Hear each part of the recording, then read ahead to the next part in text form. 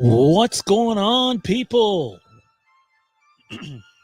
Excuse me, dealing with some tech issues over here. Fandom Empire Live, it's back. It's, what's this, episode number 2 or 3 on the relaunch? I can't remember, but joining me, I think, I don't know, we haven't had a clean run yet prior to the show, so we're winging this. Let's hope this works. It's Mr. Matt Whitfield. What's going on, man? Hey, buddy, how you doing tonight? See, you replied quickly that time. I think we figured it out. Whatever the issue was. Reboot. I thought it was on my end, being out in the sticks now and all. But nope, your fault. All Matt's fault. Yeah, always. Always. I say we just fucking blame Tommy. Fuck that guy. Yeah. Where's that fucker? Right there. Right there he is. There he is. Still here. Tommy actually makes his long-awaited return next week. Fandom Empire Live. He'll be here most Tuesday nights with Matt and myself and other familiar faces as we get going here. Also next Tuesday, if you're looking to tune into some content, we are going to be talking more Halloween 9, if you will. And we're going to talk about what we would have done if we were in charge of making Halloween 9. Not as a collective group, but Matt will have his pitch. I'll have my pitch. Tommy B will have his pitch. We talked about it today a little bit. So looking forward to that. And there might be a special guest on that one. So wait and see. It might be a round table of 4. We'll have to wait and see what happens. Dude, this is, I'm trying to think of everything we've done so far on this. We did the Fandom Unplugged episode, which is over on Patreon. Yeah. It's sort of like the initial thoughts on the first act, if you will. Mm-hmm. Last week, we did part 1, the unmade scripts, Halloween Retribution.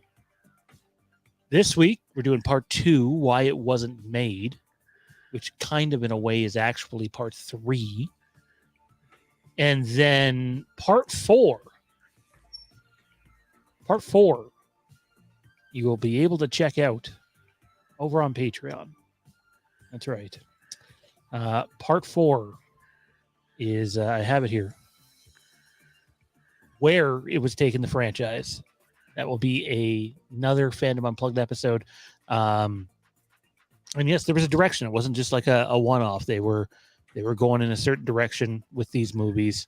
And as we all know, those movies never came to be. By the way, how is everybody doing tonight? It's Tuesday night. We're not even at hump day yet. Hopefully everybody's doing good out there. And if you're not tuning in live, you're tuning in after the fact. Howdy. How's it going?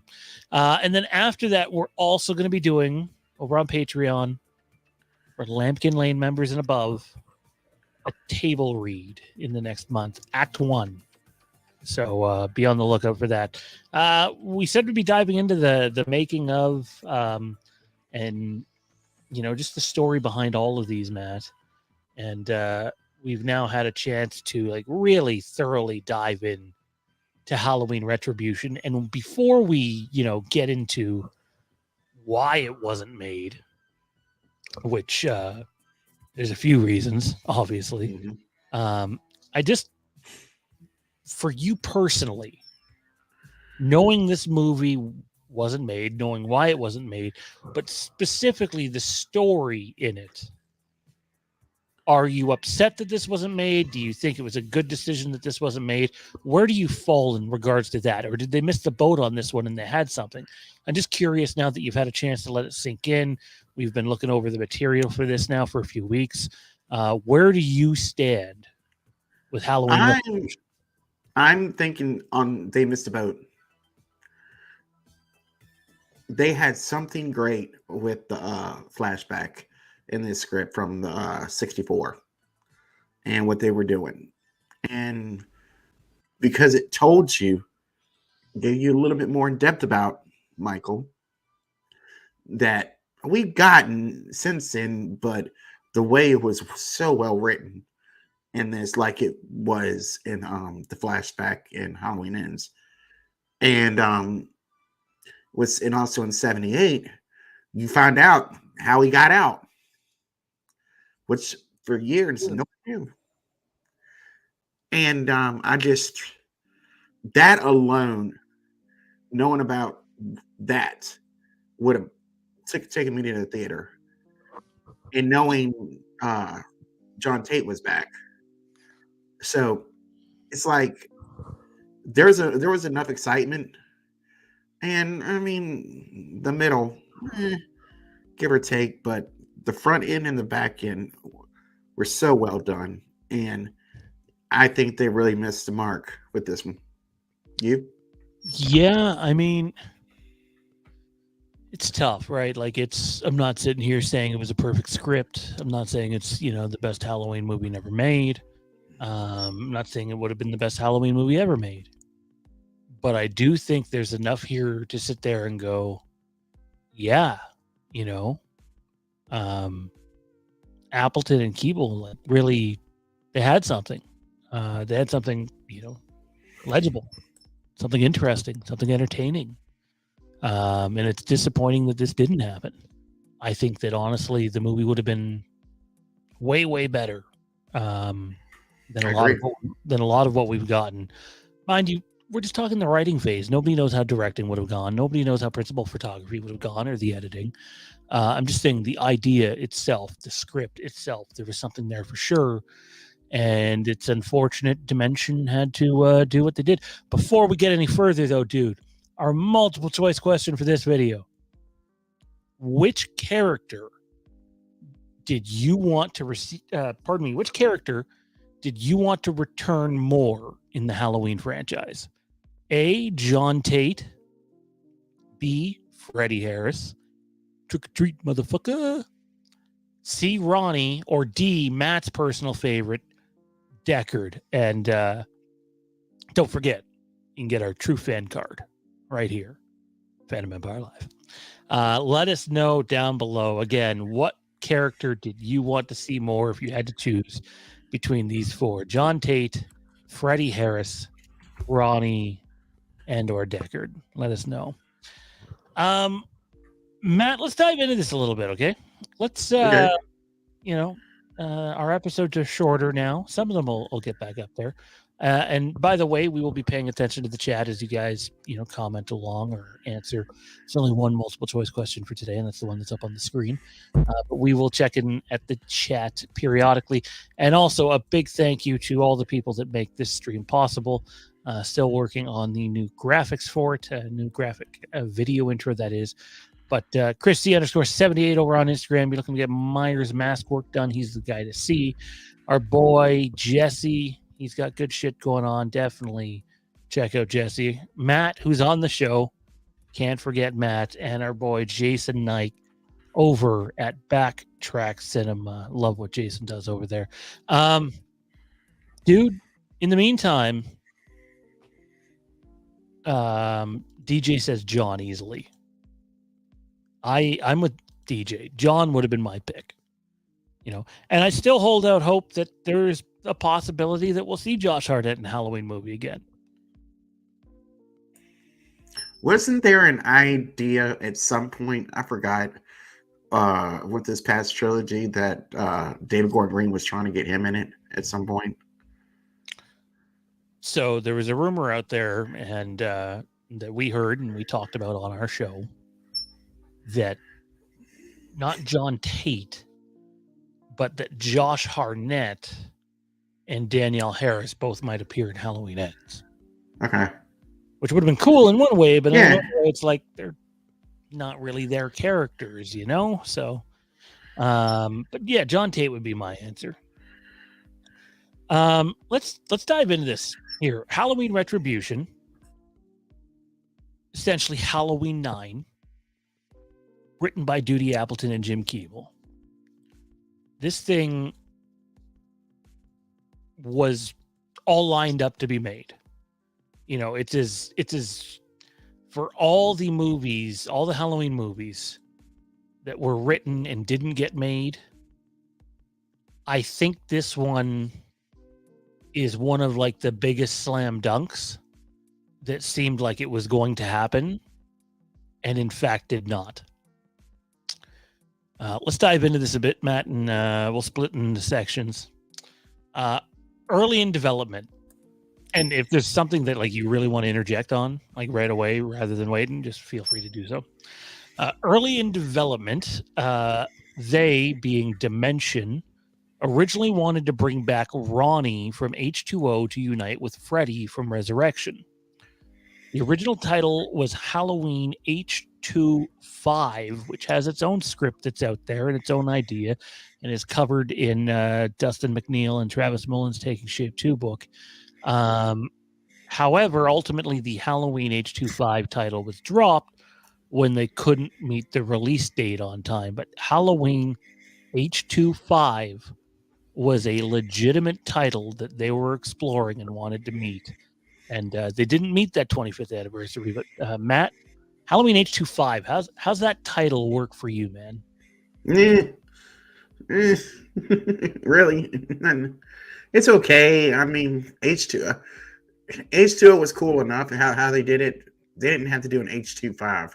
They had to go. They definitely should have gone with a different title. That just has been cheesy, in my opinion. Yeah, I think that's probably them just riding off the success of Halloween H2O as well. Right.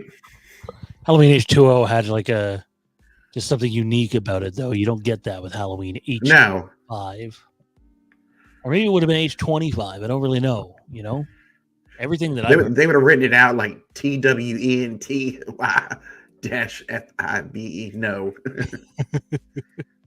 In big letters. So yeah, it had a lot going on, but behind the scenes. Yeah. And I don't know, I just hurt because like you see some of the potential that's in this man and some of the it hurts. Yeah, it hurts. Fun to see. Still though, early in the development process of Halloween 9, aka Halloween Retribution, Mustafa Akkad at some point announced the storyline was in place, meaning the script that we are talking about, and the screenplay is being written. Dimension interrupted the process, though, after Freddy vs. Jason came out and kept pitching the Akkads hard.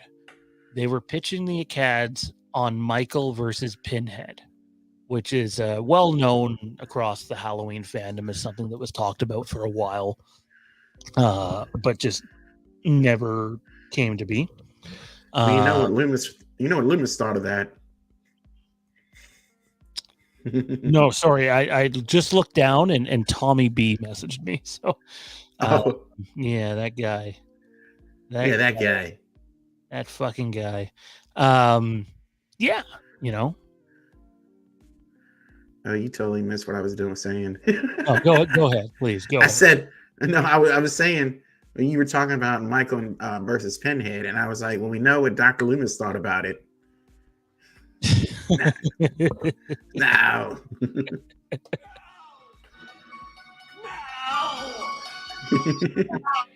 The interesting thing, though, which doesn't get a lot of talk before you get into that, man, because I think the big talking point is the one that's about to get mentioned, that you hear like fantasy matchups talk about it.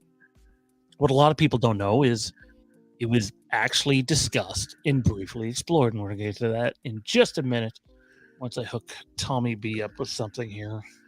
Okay. Guy. Anyways, let me pull up my screen here so I know what the hell I'm looking at. And okay. So Dimension interrupted the development of Halloween 9, Halloween Retribution several times. And the biggest time was just them really pushing for this. We got to cash in on, horror movie character versus horror movie character. And they were really pitching the Michael versus Pinhead thing. There's two different variations of that covered in Taking Shape 2, which we will both be covering over time on this channel in the next year to year and a half. The thing that doesn't get talked about a lot, though, is in a official capacity, Michael versus Leatherface was talked about, as well as Michael versus Jason Voorhees. The door was open to possibly work with either one of those characters. And the Acad's reason for not even wanting to contemplate it was, you've already done Freddy versus Jason. Yeah. Anything that comes next is just going to be the next one. It's not going to be special. It's not going to be unique. And so they didn't even want to entertain it. But I don't blame them. Versus Jason was a legitimate discussion amongst the studio to see if they could make it work. And the Acads just were not going to have it. Thoughts? Was Dad still around by that point? Was Mustafa still around?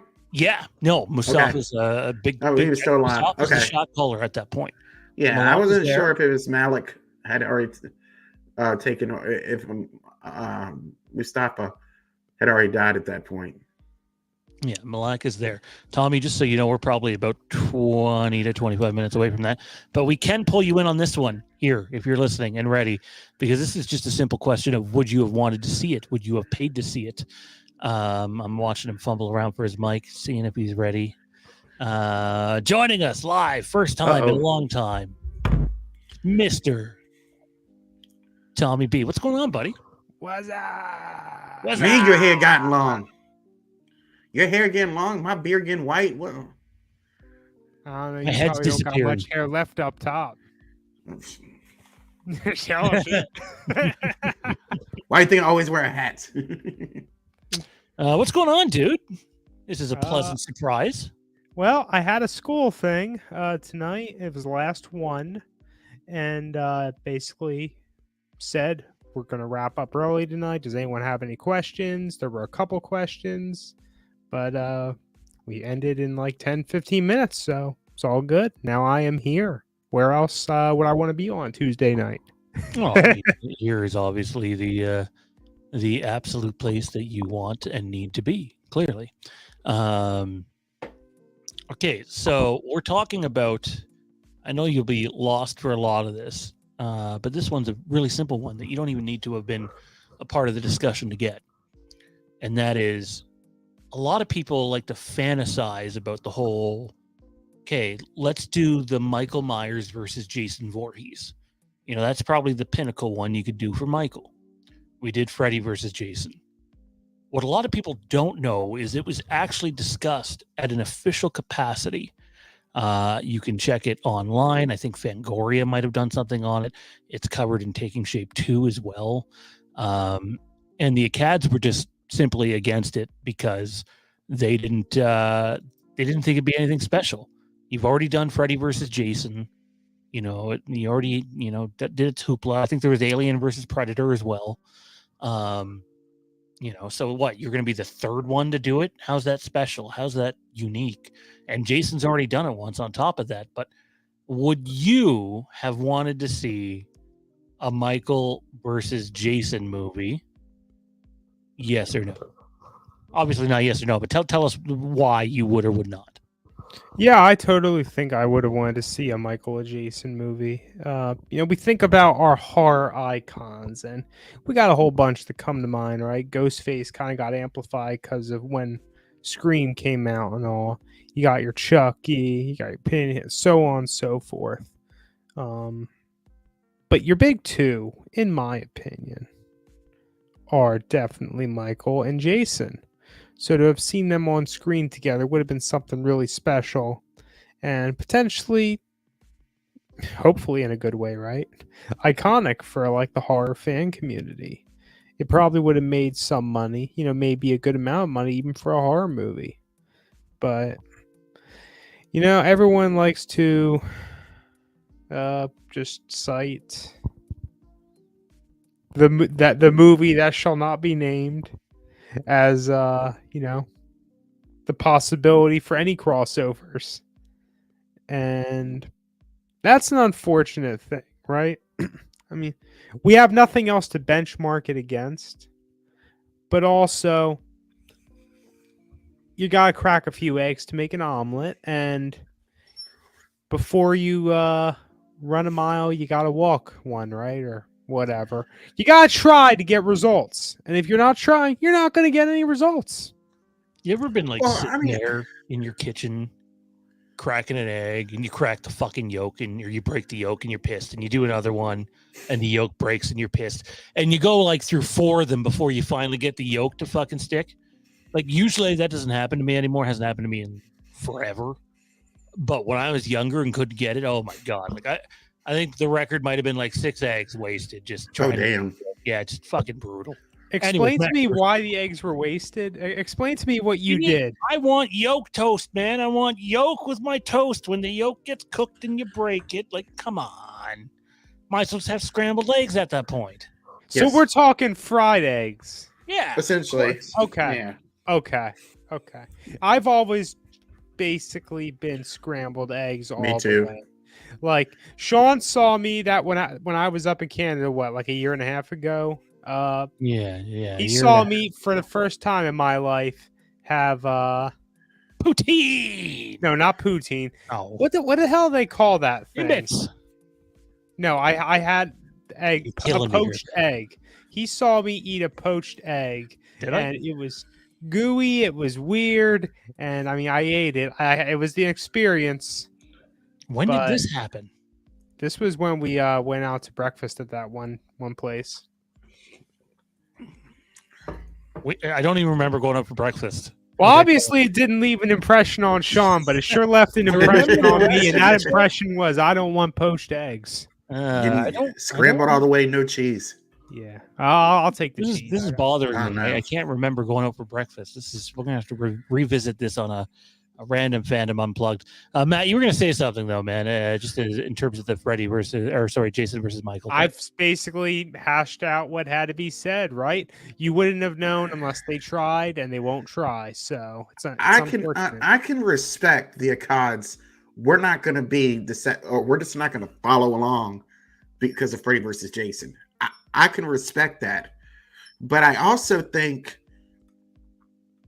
for them to say no, something had to come along, maybe a script or a treatment that got made that we don't know about for that we're just nah, we're not going to do it. I can respect that. I know the game's about making money, but it's also about protecting your character, and that's what they were doing at the end of the day. Yeah, when you own the character, you're the rights holder. You're protecting your value, your income, your future, etc. It's for Trancas, it's their big thing. It's their really only thing they're known for, right? So they like to be as even though it might not seem like it at times, as cautious as they can be. Tommy, let me rephrase the question to you though, since it's I know you haven't read Halloween Retribution yet, but if your options were see Michael versus Jason or see a Halloween H2O / Halloween Resurrection sequel. So like a movie that basically completes the trilogy, starring Josh Harnett, aka John Tate, Laurie's son from H2O, Sheriff Brackett from the original movie, and Freddie Harris, aka Trick or Treat, motherfucker, from Resurrection in Halloween Retribution. Would you have wanted to see that movie, which, for those that don't know, a significant portion of the first act takes place in 1964, 1 year after Michael kills Judith. And then we go to 1978 and we get to see how Michael actually escapes that night, since that's never been told. And then we dive ahead to current time. Would you have rather that movie? I know you're only getting the cliff notes, or a Michael versus Jason movie? You know, I'm going to be a bit of a politician for a minute.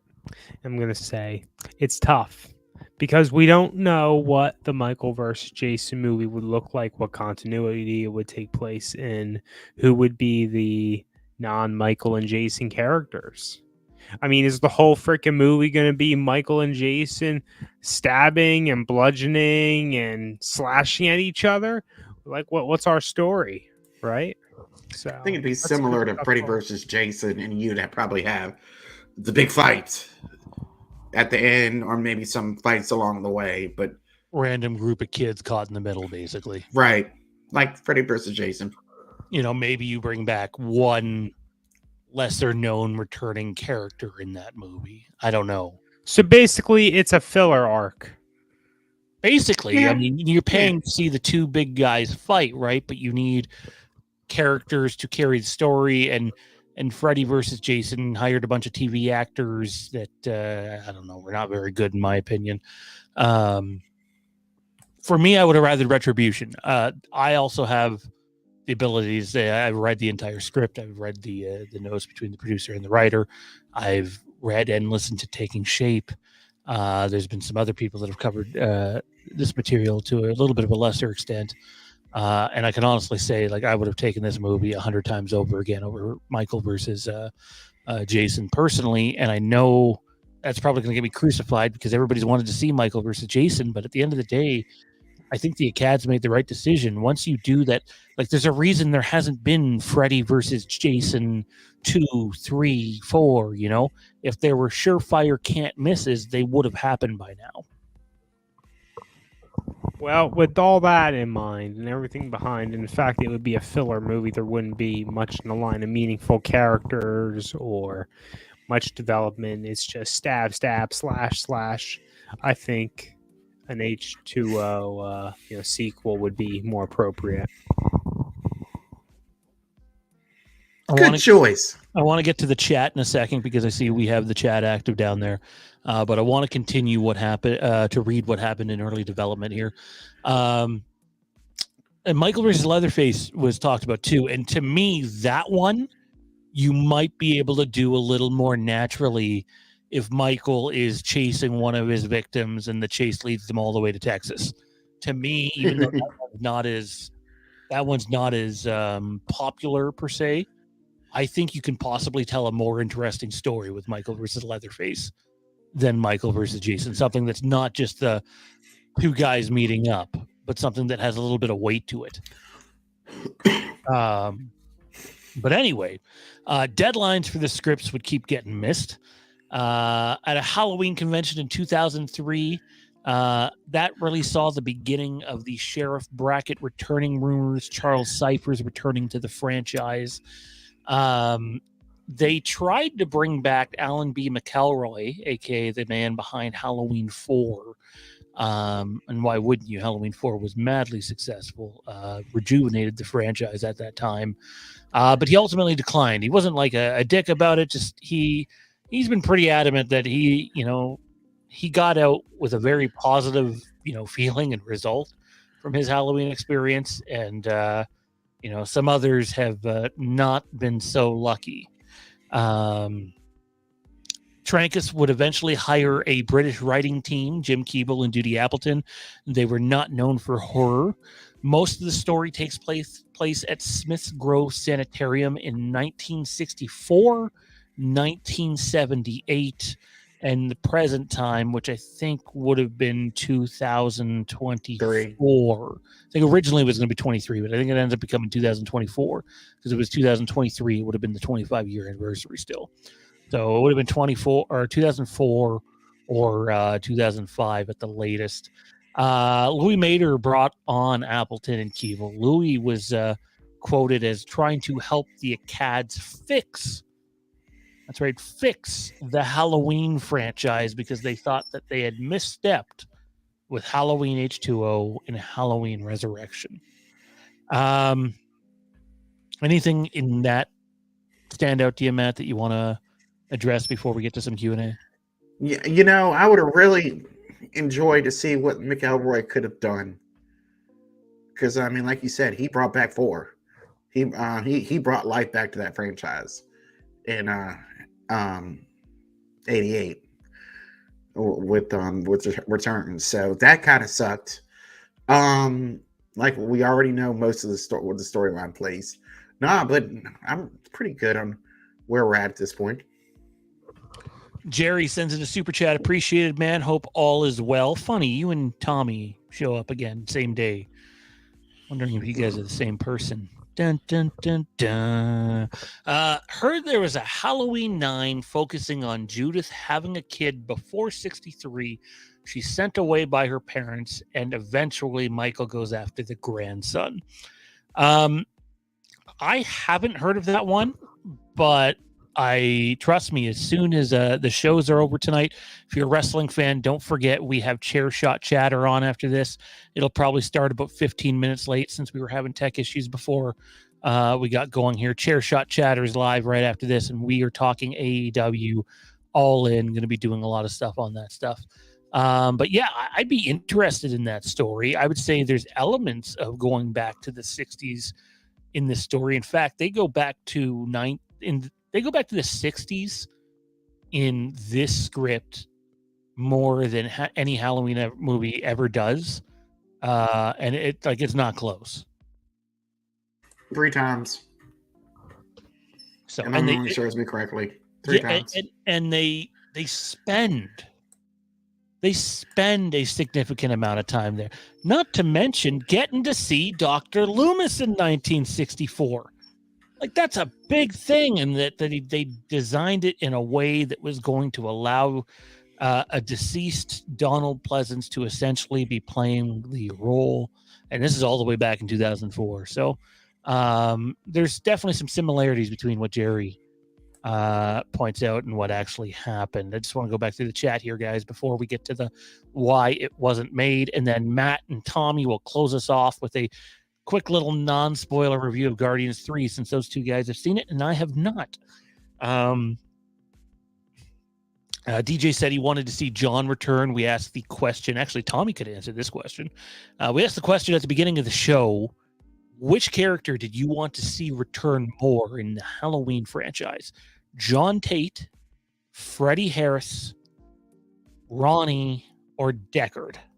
Deckard being Mr. Tech Guy who helps Sarah out in Halloween Resurrection, Ronnie being LL Cool J in Halloween H2O, Freddie Harris, Busta Rhymes in Halloween Resurrection, and John Tate being Josh Harnett.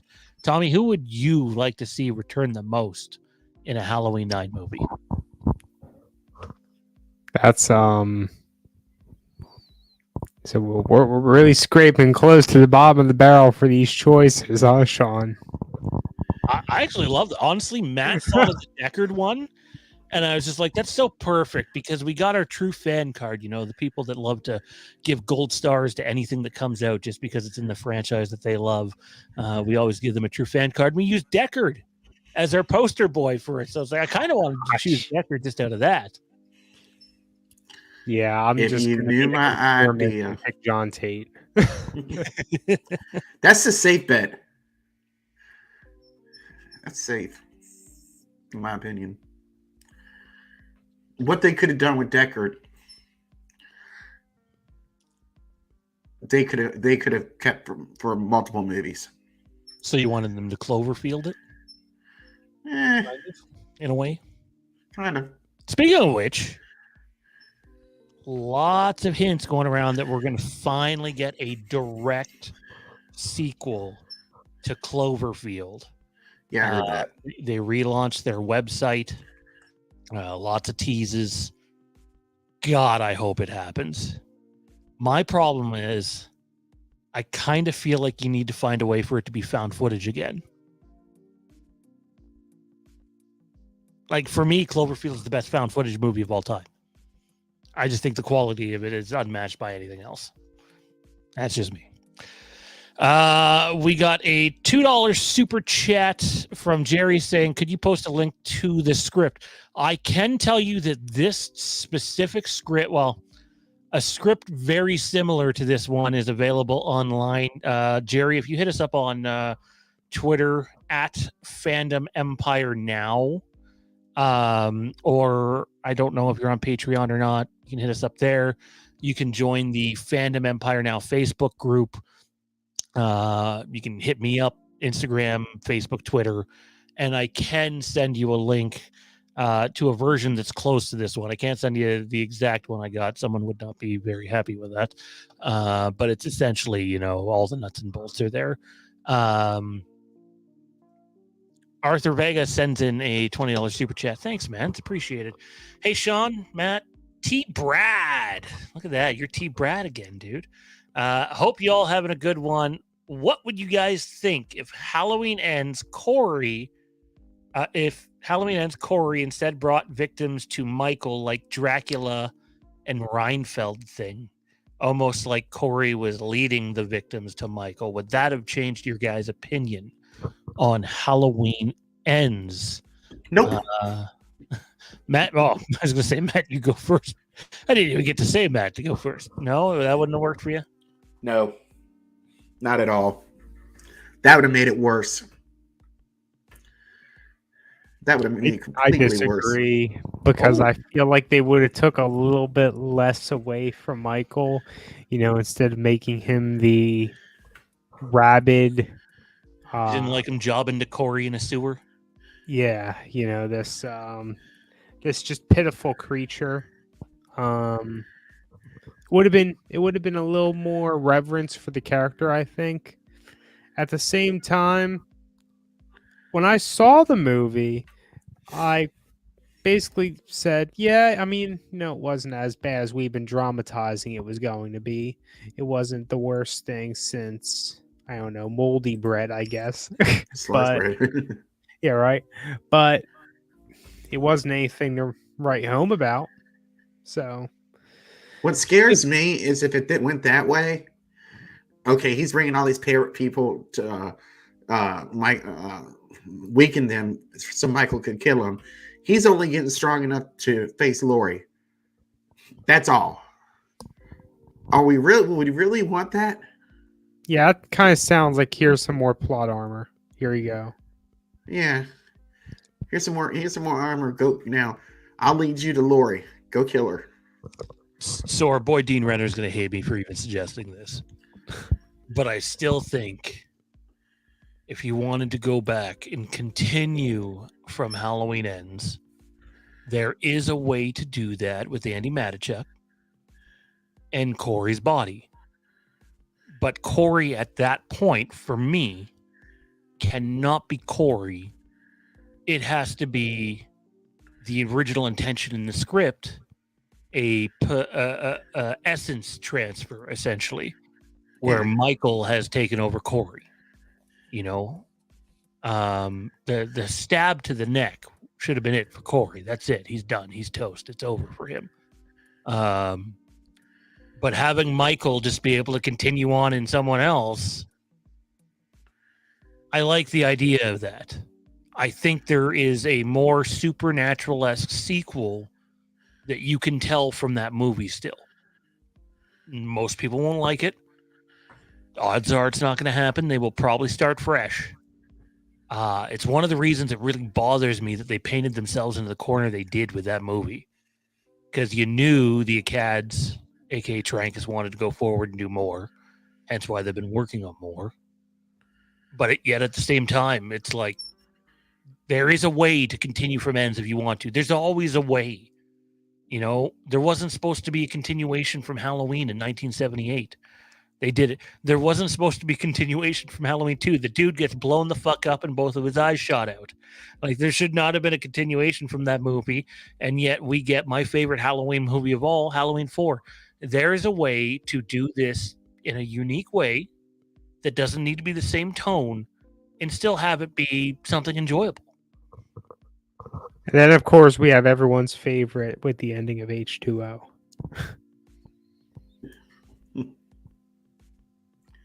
Don't get me started. Toronto Freddy in the house. T Fred, miss you all, mother Canuckers. Much love, boys. Man, you and I gotta talk soon and just catch up. It's been won't even dive into it, but much love, dude. Hope you're well. I don't want to say where you might have filmed or been a production assistant on lately or something like that, but I hope you enjoyed that location that you were talking about with me that day. A lot of different people have gone to that location, and a lot of different movies have been shot up here in that location. So I hope you enjoyed it, man. I do want to just take a look at the some of the other chat questions that came in today before we move on to why it didn't happen. Wayne Gaki said, I mean, if crossovers is your thing, then I can see why some fans would be excited about a Michael Myers versus. But the problem is these crossovers never bring any intelligent story to fruition. And like, that's exactly it. That's exactly it. That's why, like, in terms of what's gonna, intrigue fans more on a surface level, people are always going to say Michael versus Jason. But I just gave the example of, I think you can tell a better story with Michael versus Leatherface. And obviously, I don't even think you'd call it that. They'd probably market it as that, the Shape versus Leatherface or whatever. But like, you can tell an original, unique story where geographically that makes sense. I don't think you can do that with Jason. Wouldn't be the first time Michael hooked onto a truck and could have gone for a while, all the way to Texas. You never know. He drove to fucking California, people. California. Yeah.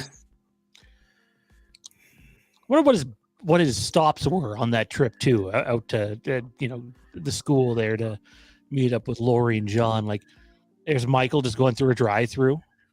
How's he placing his order? Is he writing it on a Post-it, or is he talking? Who knows? Maybe went to McDonald's and they had like the where you can go to the app, go to the thingamajig and punch in your order. DJ says he wouldn't mind a versus film, but I feel like that approach, that wouldn't be the ideal approach. Byron wants to know what our favorite part of the Retribution script was. Matt, I think it might be the same. I'll let you have your bit though. For me, it's Act 1, 64 and 78. Yeah. Even before the end of the first act, everything prior to the intro credits, which lasts for quite a bit of time in this version. Like the time we spend in 1964 and 1978 is so well done, and it is so obvious that David Gordon Green cherry picked from some of this. Mm-hmm. Yep. Same for you, dude? Mm-hmm. You hit it right on the head. Same for me. The Sound Pager Studio, would be hard to have a convincing reason as to how Jason meets Michael. That's my thing too, man. I don't disagree. Troy Grubb says, for me, it's Michael versus Jason crossover movie. I've always wanted to see them cross paths. Again, the idea of a fight between the two is fun. There's a really cool fan film out there that did one. It's done in the daylight though, which I don't really like. But it's pretty good. It is good. It's enjoyable. He says, I wonder if they could have tied the characters together by having a survivor from Crystal Lake being from Smith's Grove and having Loomis to oversee the patient. Okay, so that is the most convincing pitch exactly on Michael versus Jason. So that would be I'm more open to it now, Heath. I'll say that. Mm-hmm. I'm definitely more. That's a damn good idea. Jerry says, Sean, I did it. Check to see if it went through. I will have a check as soon as we are off air, man. It's really hard to do that, too. Toronto Freddy says, it's fine, dude. You can say Parkwood. It gives nothing away because nobody knows what I was show I was working on. Yeah, man. Well, hopefully you enjoyed it, dude. Parkwood is awesome. Toronto Freddy says, Kill should have been all 70. I do think there's a case to make that they could have went back and just told an entirely new story in 1978 to continue on, have them move on to the next town at that point in time. Okay, so why wasn't it made? It's very clear that this might extend into a third episode of this, or the rest we'll put up on Patreon for those that don't that want a deeper discussion on it. Appleton and Keeble's involvement was kept a secret. Matt, can you do me a favor? I don't know if Jared's watching right now, but just message in the staff chat that the wrestling show is going to start about 15 minutes late. Okay.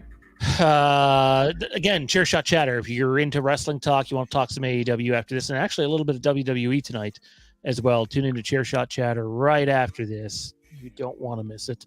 But anyways, Appleton and Keeble's involvement was kept secret to the point it wasn't even known they were working on it until their involvement on it was done. Trancas was incredibly positive about the script and was fully committed to bringing it to the big screen. Miramax was supposedly overseeing the final changes on the script.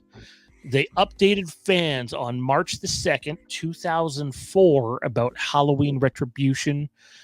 They were teasing an official announcement. Jake Wade Wall was eventually brought on to do another pass at Keeble and Appleton's story, and his story would have involved Brackett, Tate, and Freddy still, but they would have been adding Lindsay Wallace from Halloween 1 and Jimmy from H2. So that's kind of interesting. That's unique. He eventually left to do a remake of When a Stranger Calls, which I could be wrong. I believe that debuted alongside Star Wars in 1977. Someone can fact check that for me though, if they want. I think that's what Star Wars debuted beside. I could be wrong though. Appleton and Keeble called their experience working with Dimension as bloody awful. They said that it was becoming clear that Dimension was going to do whatever they could to hold up the production of Halloween 9. The studio executive working with them wouldn't give them creative reasons for demanding changes to the script, which led to Mustafa Akkad telling Dimension that it was none of their business to get involved in creative, which led into a huge blow up. They called the studio executive spineless. They suspect Dimension was set on remaking Halloween and was going to block any other Halloween film until they got Halloween remade first. And for those of you that might not remember recent history, or maybe not so recent history now, that is in fact exactly what happened. 3 years later. So many attempts at Halloween movies post-Halloween Resurrection. And the one we get is Dimension, aka the Weinstein's hand-picked man, Rob Zombie. So when people talk about the drama behind the scenes with this franchise, it is very, very real. Toronto Freddy says Halloween Retribution would have been a more acceptable title for H18 over just fucking Halloween. That's, you know what? Never thought about it that way, but that works too. He's right. I agree. I still think Halloween Returns worked for that one too, but there's a whole other script for that movie that was almost made before H18, which we'll be getting to at some point. It gets worse though. Dimension refused to pay them for their work. The Writers Guild was temporarily involved. Dimension called it an artistic difference, and they weren't obligated to pay them, which Keeble and Appleton thought was bullshit. In the end, they only received about 50 cents on the dollar for their work, and that was exclusively from Trancas. They did not get paid from Dimension. Busta Rhymes returning was a Dimension call, and ideas from the Retribution script would be used in future Halloween movies, including some that have come out as recently as the last couple of years. So, Tommy, I know you didn't, get to read the script. Matt, you did get to read the script, so we'll talk with you, man. It's truly pathetic what happened with this movie. and the meddling that Dimension did and the Weinsteins did. And like I'm telling you again, you still need to execute. You got to hire a director. You got to hire a cinematographer. You got to, have good actors. But like they literally writ a role specifically for Josh Harnett to get him involved back in the film, despite his popularity growing. And they flushed it all away for Rob Zombie's Halloween. And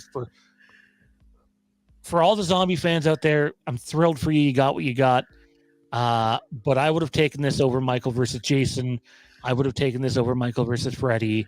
And I most certainly would have taken Halloween Retribution over Rob Zombie's Halloween. Matt, how do you feel about, comparing it to those three, but more specifically, why this thing didn't get made and just the shenanigans Dimension was pulled for years? This is just the beginning of us talking about how badly Dimension fucked up. I mean, that's why Dimension's not around anymore. Because Dimension continually fucked up with other franchises and stuff. Halloween is just one of the examples. I mean, having good writers, British authors with a fresh perspective, and they weren't horror guys. These guys were not horror guys, and they came in, wrote a beautiful 1964, 1978 backstory, which we all wanted, and then you got Dimension like now. Because if you're understanding your market, this is what we wanted. We wanted the backstory of 64, 63, 64, and 78. We've always wanted that. But like, and what does Dimension think they know what's best for us? Buster Rhymes?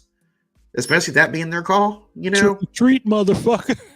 I mean, they're right. The studio exec was spineless, Harvey Weinstein, probably. And I mean, I just don't blame the cops for being pissed off and having the huge blow up that it was, because, and then not to pay him for the work they did.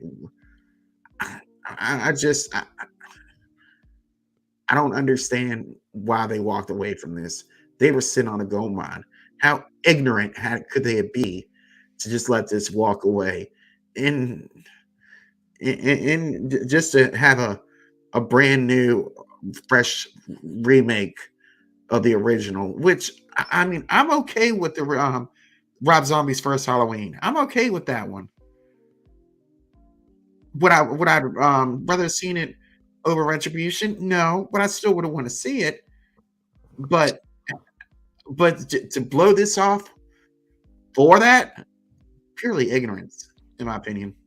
Big shout out to John, who is doing my job for me, because I'm too stupid to remember to ask people to do this anymore. I'm out of practice.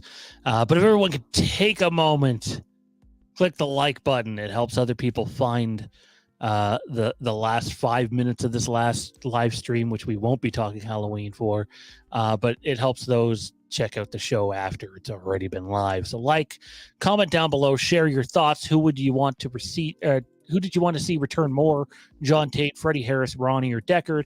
And what are your thoughts on Halloween Retribution? Is this a movie that you wanted to see made? Would you have taken it over Michael versus Jason? Would you have taken it over Rob Zombie's Halloween? Let us know down below. Tommy B, I know you haven't read the script for this yet, man, but knowing the bullshit now that was involved in making sure it didn't get made, how do you feel just in general about studio politics, screwing over creators? And frankly, this is one of the reasons we got a writer's strike going on right now. You took the words just out of my mouth just now, honestly. We see all this mismanagement. We see all this dirty dealing, all this deception. Yeah, that's why there's a writer's strike right this moment. What can you do? We're just the fans. Yeah, I thought Matt's point about them not paying the guy was pretty pathetic, but there's just no reason for them to behave the way they did. And as we start to get into some of this other stuff, the multiple Halloween asylums, we are going to cover Halloween H25, because this was the second attempt at an 825 movie. There was an attempt before this that also involves Freddie Harris that we're going to dive into. And we're going to find out just how big of a role Dimension and the Weinsteins had in really fucking up a lot of things. And the truth is their fingerprints are over it more than anybody else's, which is a shame. But it goes to show that studio heads often, really fuck things up. They just do. Meddling sometimes isn't needed. If you want to tune in for more Halloween Retribution talk, again, over on our Patreon, coming sometime this week, more than likely. Yep, almost definitely this week. Halloween Retribution, where it was taking the franchise. This was not going to be a one-off. This was the beginning of more movies. What direction were they taking? And just how big of a role was Josh Harnett playing moving forward? You might be surprised with the answer to that. Check it out. Fandom Unplugged, available to all Patreon tiers over on Patreon. Matt and I already got an episode of that out. You'll be able to catch that out check that episode out a little bit later this week. And you can also check out the table read on Lampkin Lane. We're going to do a table read of this one, but we're not going to do it all in one sitting. It'll be Act 1, Act 2, Act 3, and Act 1 will be coming in the next month. So maybe we can get Tommy involved in that at some point. We'll have to wait and see. Fellas! Anyways, sorry, that's going to do it for a Halloween discussion tonight. If anybody wants to comment in the comment section down below or the live chat, I will try to get to it afterwards. If you really want to have it read between now and the time the show ends in the next 5 minutes, just send in a super chat and we'll get to it as soon as we can. Fellas, you two had the luxury of going out and seeing Guardians of the Galaxy 3. It's really pressure filled since you guys did not have any time to prepare for this review whatsoever. There's two of you. You only got 5 minutes. Tommy, I'm going to hand it to you first, man. Guardians 3, spoiler-free review.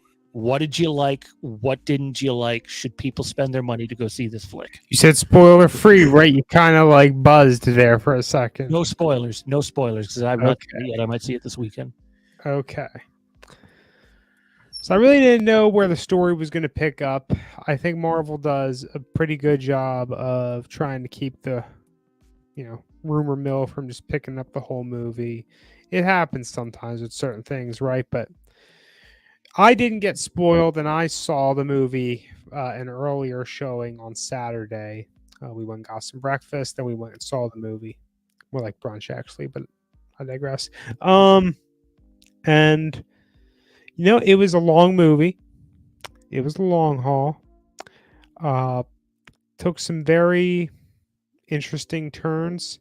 I don't want to say that all of it was unexpected, but there were a few parts of the film that kind of had you on the edge of your seat. Like, oh, is that how they're going to do this? Oh, is this what we're doing? Okay.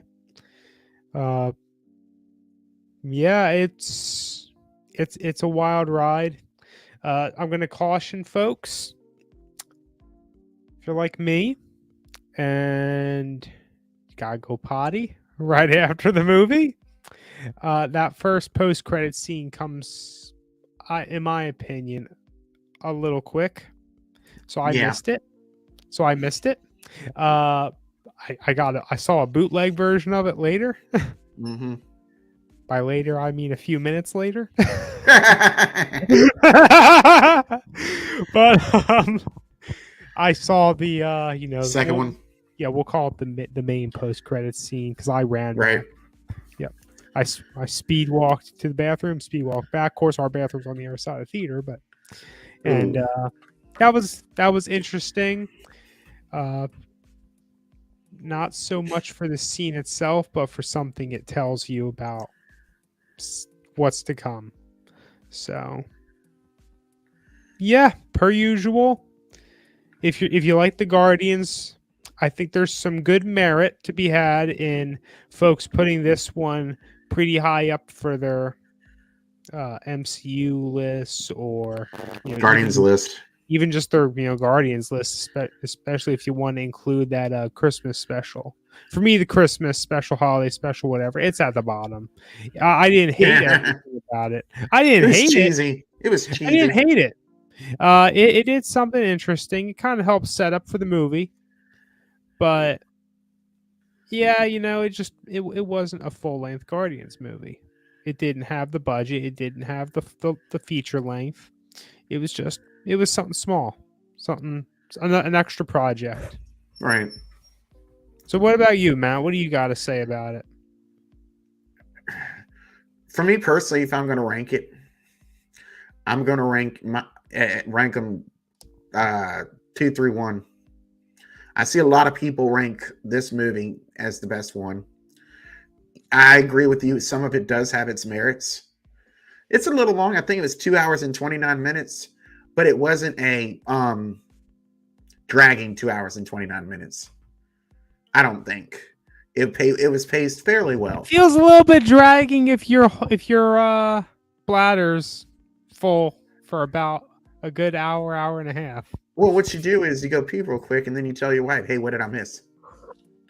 Man, my bladder the last few weeks, holy fuck. I can't hold anything. I've done that with a few movies, honestly, or like I try to hurry up and I seem to miss some pretty important parts, even if I try not to. So I just don't do that. Toronto Freddy says Guardians 3 is not for kids. See, I don't. It's pretty dark, and honestly, because they drop a few interesting swear words in there, I was a little surprised it didn't garner a higher rating. Interesting. Was it PG-13? Yeah.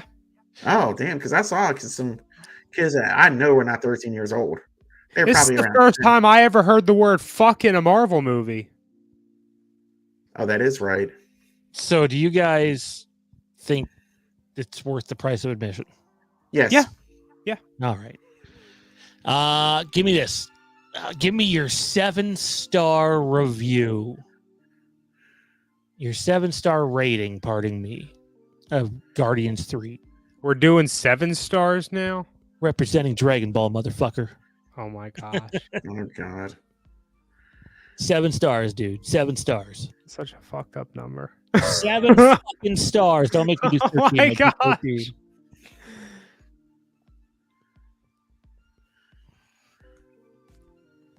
13. Anybody? 7 stars. 5.